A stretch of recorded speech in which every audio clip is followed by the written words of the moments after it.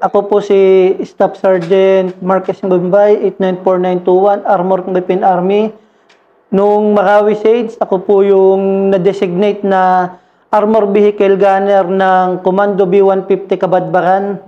Kasama ko ang SFB fighting vehicle na drive ni Master Sergeant Santos. Ang gunner ay si Sergeant Parel. During Marawi, 23 May, natas kami na umakyat sa Campo Canao sa 103rd Infantry Brigade. Prior noon, nag-organize na ng tropa, then nag-move po kami from headquarters 5th Mech Battalion, nag-proceed kami sa 2nd Mech Brigade. Huminto po kami doon, humingi kami ng instruction. Next po is, pumunta kami ng sa 42nd Mech. Nag-standby na naman kami doon, waiting kami ng instruction. Nung medyo maggagabi na, mga around 6:30 or 7, ganyan, umakyat na kami. Kasi yung 103rd Infantry Brigade is hinaharas na ng mga maote. Pag dating namin doon, nag-standby muna kami. Humingi ng instruction si Sir Alvarez sa aming company commander na si Captain Hadawni. Then, around past 10 na siguro yun nung nag-briefing si Sir Alvarez sa amin na ang situation is yung 49 IB is na-engage. Ang mission namin is to evac yung CO ng 49 IB, si First Lieutenant Maranges noon, na na-engage din sa mga maote. Nag-jump off kami, approaching pa kami sa Mapandi Bridge noon. Pinuputukan na kami, grabing putukan. Okay. Sinong leading? Ilang tangke kayo? Dalawang vehicle kami na nagpasok doon. Ang naunang vehicle is kami, yung Commando B-150, kasunod namin yung SFB. Sinong sakay sa kuwan? Ang driver si Staff Sergeant Waoy, ang PL namin si Sir Alvarez, ako yung gunner. Sa Simba, si Sergeant Parel, ang commander and driver niya si Master Santos. Approaching kami sa Mapandi Bridge, grabe na yung pukpukan na hindi mo mawawari kung ano na bang nangyayari nung gabi na yon. Ako yung unang nakatawid. Nakapasok na ako sa mismong strong point ng enemy. Ang instruction ni Sir Alvarez, tignan mo yung isang vehicle kung nakasunod. Kaya inikot ko yung gun ng komando, inikot ko. Tapos binagbagan ko yung mga tao dun sa bahay na puputok sa amin. Nung nakatawid na kami dun sa dalawang building na stronghold ng enemy, nag-proceed na kami doon sa mission namin. Tapos nung nakita na namin yung Petron sa Gadungan, nagradyo na si Sir Alvarez kasi may nakaharang na dump truck, sir. Mahabang dump truck. Sa daan mismo? Sa daan yun, sir, na nakaharang siya. Nagradyo siya na nandito na kami sa may nakaharang na dump truck. Sabi ni Sir Acosta, yung XO ng 49 IB, yung isang kumpanya ng 49 IB. Okay, so Ngayon, si Staff Sergeant Waoy, lumapit siya sa dump truck, iusog niya sana. Kung baka kayang iusog para makapasok kami. parang pagkain lang sa konti, parang itutulak. Opo, na makakapasok yung dalawang vehicle. Tapos nung nag-reply yung sa radyo, sir, ba't nandyan kayo? Diyan nakapwesto yung kaaway, sabi niya. Doon na RPG na kami. Na RPG na. Tutukan na yun doon. Talagang maramdaman. Puputukan na kung saan-saan na paikutan na kami ng kaaway nun. Na RPG kami, sumisigaw na, gawakbar, gawakbar. Si Sir Alvarez, nag-command na sa Simba. Ano kaagad? Base of fire kaagad, suporta sa amin. Habang kami, sir, is nagmamaneuver. Yung, ano, sir, ay, grabing usok sa loob ng vehicle, sir, kasi sumisigaw yung dismounted team ko, sir, na, ay, sir, akong tail, akong tail. Igo na igo. May tropa na na-wounded, sir. Puro sa mukha tama ako sa hita, sir. Nawungguga ko sa gunner, sir, eh. Nung, ano, sir, is nakahawak ako dun sa gun ng 60. Continuous fire yan, sir, hanggang makaupo na naman ako sa gunner. Nung nakamaneuver, sir, maneuver na kami. Hanap kami ng, reroute kami, sir. Hanap kami ng bagong daanan para ma-rescue namin yung mission namin, sir. May rescue si Sir Morales dun, sir. Ang nangyari naman sa amin, sir, doon sa Marinaot, doon kami nasiraan, sir, bumigay yung vehicle. Ngayon, sir, inayos ni Sir Waoy. Nung naayos niya, sir, umabante ng konti, nasira na naman hanggang sa bumigay na, sir. Doon na nag-establish na kami ng defense position, sir. Nung gabi na yun? Nung gabi ng 23 May yun, na hindi namin ang ano na, sir, yung tao is nagdadahan-dahan na mag-iba. Kaya sabi ko, hindi pang 3 days to 5 days na operation ito. Pagkabalo ka na rin. Kinakabado nga, sir, kasi yung sa baba ko, sir, umiiyak na yung ano, sir, eh. Sa sobrang sakit nung putol yung paa, sir. Nakasama mo? Opo, sir, si Private Cabonita. So, maliban sa laman, driver, gunner, at saka yung PL mo, may dismounted team pa? Opo, may ano kami, isang squad. Bawat vehicle may isang squad. So, ilang tao ang laman ng isang tangke? 21 kami. So, dalawang tangke? Opo, 2 tangke, 21. So, 10 at saka 11. Opo. So, may natamaan na nung gabi na yun? Meron yung, kami na nandoon sa unang vehicle, yung Commando B-150, yung mga sakay nun, may mga tama. Dahil yung sharp nail ng RPG, kung saan-saan may tinamaan sa mukha, may tinamaan sa paa. Talagang, Para kaming minaso, sir. Na hindi ko mawari na para kaming binayo ng basta nung gabi na yun, na ko sa sir, sa upuan ng gunner. tapos yung kwan, at saka ikaw lang ang makapag-react. Kasi makaputok ba ang mga... Yes, sir. Naka-react ako, sir. Nag-return fire ako.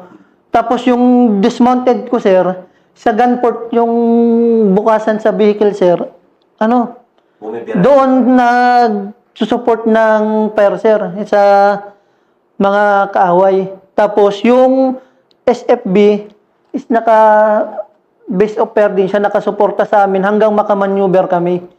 Then nag-exit kami, nagre-route. Tapos nung pagka 23 May na yon, nakikiusap na si Sir Alvarez sa mga sibilyan. Pahiram nyo yung bahay ninyo sa amin. Hindi namin kukunin yung mga gamit nyo. Basta ni Sir Alvarez nun, sir, hiramin yung bahay para maka-occupy kami, maka-depensa kami, maka-return fire kami sa kaaway, ma-protectionan yung armor vehicle, magamot yung mga nasugatan. Kasi may wonder na, ano na ang estado ng tropa nung gabi na yun? Na... May isang patay kaagad sa amin. May 3 na hindi makakita. Matang tama. Nung gabi na yon. So medyo lumural na rin yung Hindi na umiimik yung iba, basta nung bumaba sa vehicle, nag-occupy na kagad ng sektor. dumikit na doon sa may pagitan yung vehicle namin na siguro 1 metro. Basta ganyan, sir. Doon na dumapa para mag-sector of fire. Yung private na naputol yung paa, binuksan niya si Private Cabonita, binuksan niya yung pintuan, kumuha siya ng sector niya, kahit nakasandal siya, hanggang kinaumagahan na. Ang masama doon, 24 ng hanggang 11 ng umaga, bumigay na, hindi niya na kinaya. Private Cabonita yung naputol yung paa niya, sobrang dugo, na pinurse aid na po namin. Ginawa na namin yung makakaya namin na first aid. Kaso, sa sobrang dami ng dugo na ubos sa kanya, bumigay na rin yung katawan niya. Anong sinasabi niya during... Umihingi siya, sir, pahingi akong tubig, sir. Binibigyan ko. Binibigyan ko ng tubig. Pinapainom ko. Sabi ko, konting taste, nandyan na yung reinforce natin. Tumawag na si Sir Gregorio na pupuntahan kami. Kaso, hindi rin makapasok sa ginawa ng barikada ng mga kaaway nung gabi na yun. Naririnig ko sa radyo. Sir, hinarangan din kami. Ganun. So, sa'yo, anong pakiramdam mo? Medyo, kinakabahan, ninenervyos, natatakot. Ako, nahawa ko dun sa kasama ko kasi yung paa niya, yung isling ng baril ginanong ko na sa paa niya, tapos hawak-hawak ko na gano'n habang nakahawak ako sa gun. Hindi ko mapansin, mamaya ibababa ko, sisigaw, sir, akong tiil, itataas ko na naman. Ang gusto sana namin noon is makasurvive siya. Kaso, hindi naman na siya, sa sobrang dami ng dugo na naubos sa kanya, na-report ko kay Sir Alvarez. Sir, bumigay na si Private Cabonita. Sabi niya, si Paisngan na kaya yan. 25 May, umaga pa. Sir Alvarez, umikot na sa area namin. Noong 24 pa, wala pa rin risk. Hindi pa nakapasok, sir. Pero yung 35th IB, sir, may kabats kasi ako doon na nagra-radyo sa akin, sir. Nandito na kami, manggapit na kami sa inyo, nakikita na namin kayo. Mamaya-maya, sir, umatras kami dahil siningitan na naman daw, sir. May pumasok na naman daw nakanglaban sa pagitan namin, tapos may umi-snipe daw, sir. Bakit hindi ikuan? Anong nangyari sa kuan pala, sa tangke? Hindi siya makalis? Nasiraan na, sir. Nasiraan na siya. Hindi na magtakbo. Na yung propeller niya natanggal na. Hindi na mag-abante. Dahil bunga nung na-RPG. So hanggang doon na lang kayo talaga? Hanggang doon na kami. Nag-hold na ngayon kami doon. Doon na yung namin, sir, is maghihintay kami ng rescue. Nag-occupy kami, sir. Si Sir Alvarez, kinuha niya yung grid coordinate ng mga possible na pwedeng patakan ng per support, yung mga bahay sa harap, yung sa side, sa isang side pa, sir. Tapos yung kinuha niya yung pinakamataas na bahay. Para nakikita kami, sir, nakakasuporta sa amin, nababantayan yung vehicle. Nandun naman ako sa vehicle, hintayin kaya ako ng pag may makita ako, doon ako pumuputok. Nagmaman ka talaga doon sa gunbaga, sa baril? Oo, may kasama ko na isang private, si Private Okuaman, tinuturo niya sa akin, sir, may tao dito. Ikutan ko na naman. Pag makita ko yung tao na pinuputukan kami, anuhan ko din. Response ako para hindi siya dumikit, para ang isip ng kaaway is nag-aabang, nagbabantay. Yun yung ginawa namin na diskarte doon. Hindi. Pero may mga tao naman doon na nagsasabi, nandiyan na yung mga kaaway. Nandiyan na sa bahay.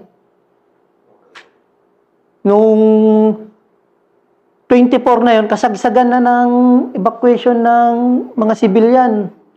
Nung 25 morning, Sir Alvarez, umikot na sa mga sektor namin. May mga civilian pa rin pa konti-konti.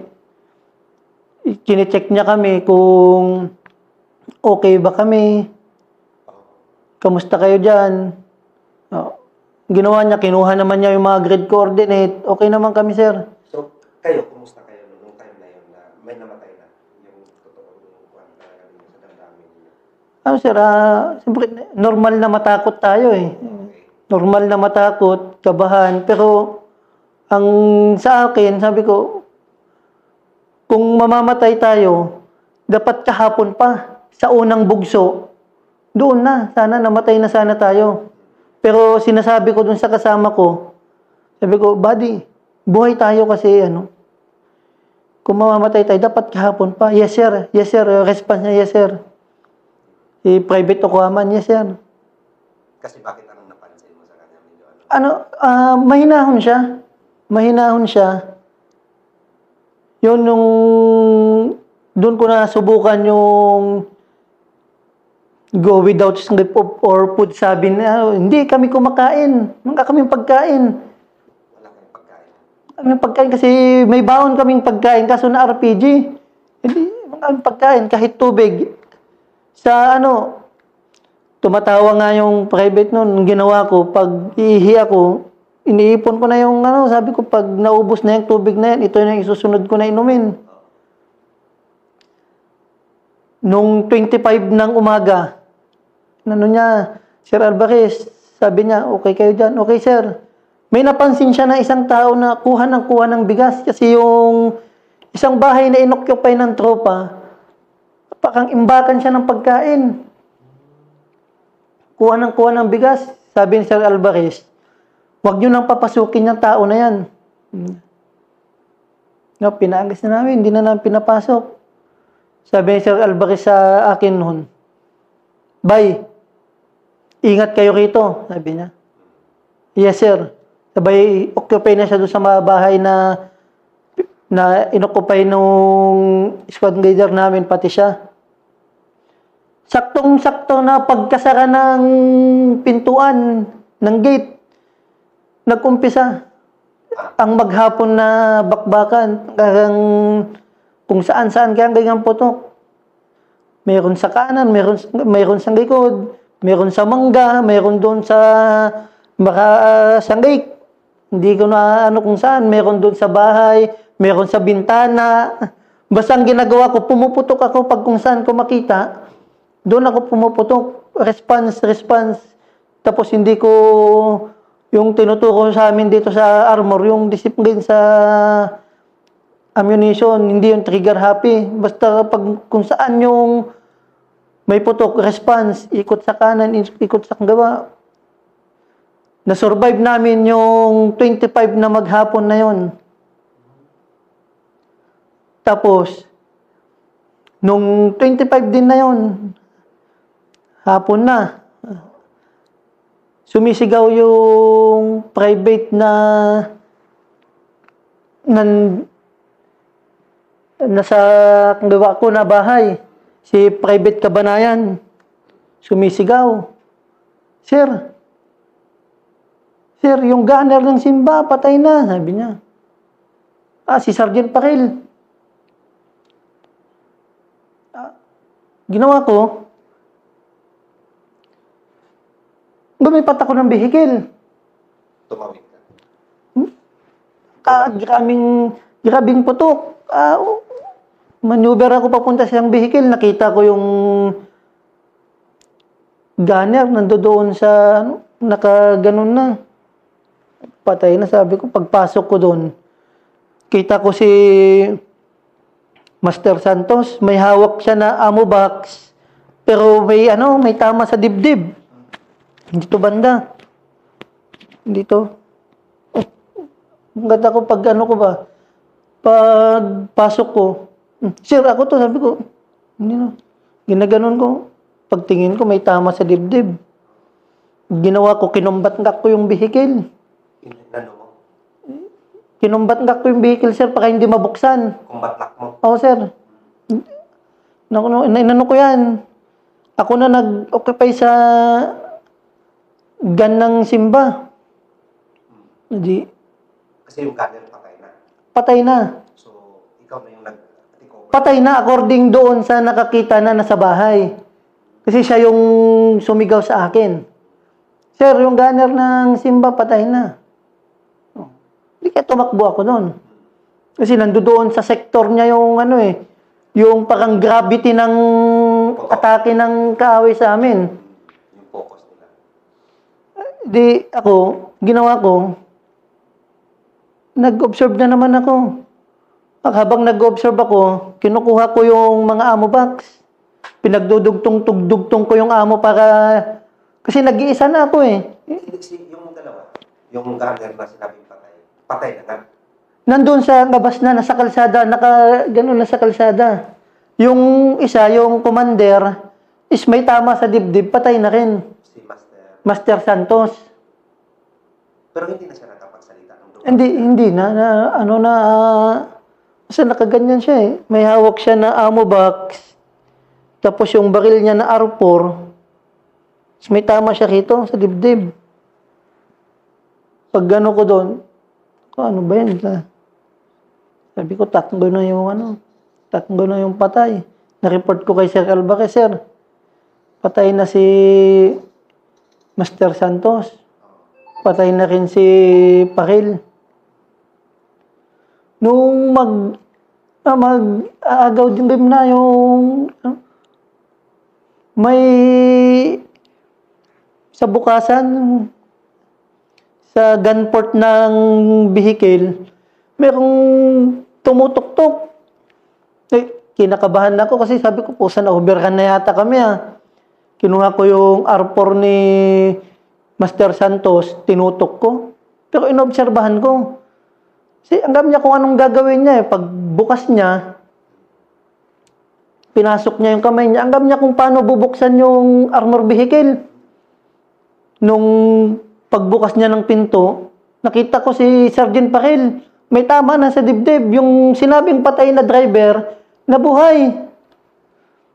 Pero tinignan ko, sabi ko, baka may kasamang sa likod ba? Sabi niya, bay ako to, sabi niya. Sir, natak ko na, pinasok ko na dun sa vehicle, sir. Sabi, kinumbat ako, sabi niya.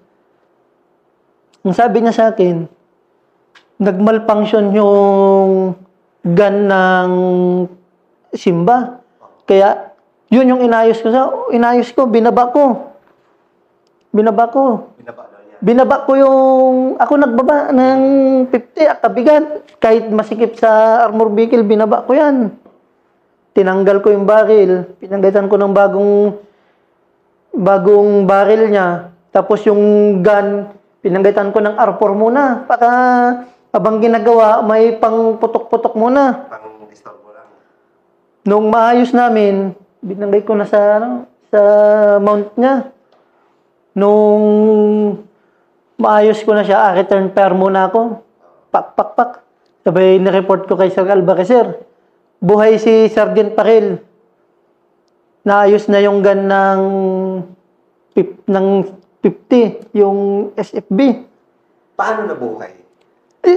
Yun lang, hindi namin sir. Basta nung siningip ko siya, is nakaganon na siya sa buhangin Kitang-kita ko na nakaganon na, kaya basta ang isip ko kasi, hindi na pumasok sa isip ko na yung i-recover siya Basta ang nasa isip ko, ma-occupy ko yung gun, makuha ko yung gun ng armor, maka-return fire. Kasi pag nakuha yung vehicle, ubos kami. Kaya, nung nakuha ko, return fire, then report kay Sir Alvarez. Sir, buhay si Sir Paril. okay, ingat kayo dyan, sabi niya. Bakit si Sir Alvarez noon is? Nag-separate kami kasi may sektor siya na Dinipensahan. dinidepensahan, nasa mataas na bahay. Doon, nakikita ko na sinusunog din yun. Sinusunog din yun. Grabing hindi na namin nanggapusan yung kaaway nung araw na yun. So, hindi ganun kayo kalayo? Hindi, siguro mga 20 to 30 meters. Gano'n na, nung 25 na yun. Eh, sabi ko, nung pumasok na si Sir Paril sa vehicle, sabi ko, Sir, buhay tayo, buhay tayo. Pero nung nandyan na naman yung daming putukan na naman, tapos sabi ko, kakaunti na yung amo namin. Sabi ko kay Sir Alvarez, Sir, kamusta na yung per support natin? Nire-request pa daw niya. Sir, kamusta yung per support? Kasi marami na yung putok parang nung umpisa eh. Parang nag-back to start, parang nadagdagan yata yung kaaway o kung ano. Tapos nung minessage ko siya, Sir, kamusta yung per support? Ang sabi, ayaw ibigay dahil nasa kami linear target. Linear target kami, baka sa amin daw bumagsak o kami yung madisgrasya. Sabi ko sa kanya, Sir, sabihin nyo sir na ibigay na kasi pag hindi binigay ang per support na yan, mamamatay tayo. Tanggap na namin na mamamatay kami. Pero gusto namin, gumaban kami ng patas. Hanggat kaya. Sabi niya, okay. Sinabi niya doon sa firebase, pinagbigyan naman. Yung kaway, sumisigaw na, gawakbar, putok-putok na, ras up. Yung tawag ng doon, mga Muslim, ras up. Gawakbar. Nakikita ko sa may, yung sa tarit ng Simba, sa gunner station niya, mayroong parang doon, Silipan. na makikita mo transparent siya, salamin na makapal, na hindi yun basta-basta nabubutas. Nakikita ko na, gumaganon na. Sir, ibigay nyo na. Kasi kung hindi nyo ibigay, baka mamatay na rin kami, tanggap na namin. Tumawag yung asawa ko sa akin. Sabi ko, kung ano mang mangyari, tanggapin natin. Kung mamatay ako, tanggapin natin, sabi ko. Pero hindi ako papayag na mamamatay ng basta-basta. Makikipag-away tayo kung hanggang sa kaya. Nung nag-grass up na, pak, ganun na yung mga Muslim. Mamaya may tunog na. Pagtingin ko, may bumagsak sa harap namin, mga around 50 meters sa amin. Kasi pag ganun ko sa gunner station ng Simba, may bumagsak. Tanging yung nakita ko, tapos yung tunog na yung Simba ko gumanon medyo umangat sabi ko, uy, ano yun? Sabi ko. Tapos nag-text yung batcom ko sa akin, si Colonel Goyena. Saan bumagsak yung kanyon? Ang tanging reply ko dito sa harap ko, sir, sabi ko. Parang parang anong nangyari, sabi ko, yung bumagsak na yun. Pagtingin ko, naman na yung mga kaaway. Tapos, sabi niya, saan bumagsak? Dito sa harap ko. Sabi ko, dito sa harap ko, sir. Doon sa may dryer. Ang kagandahan, swerte kasi medyo yung bahay na inoccupy nung tropa namin, medyo may cover ng konti sa vehicle namin. Kaya hindi ganun katindi yung impact nung kanyon, yung 105 yata o 155. Hindi ko alam kung ano, basta sabi ko,